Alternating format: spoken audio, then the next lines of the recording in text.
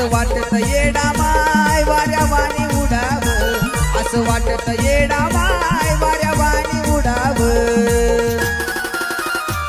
अग हार बनूनी तुझ्या गळ्यात पडाव, गळ्यात पडाव ग माय गळ्यात पडाव. अग हार बनून तुझ्या गळ्यात पडाव, अग गळ्यात पडाव ग माय गळ्यात पडाव.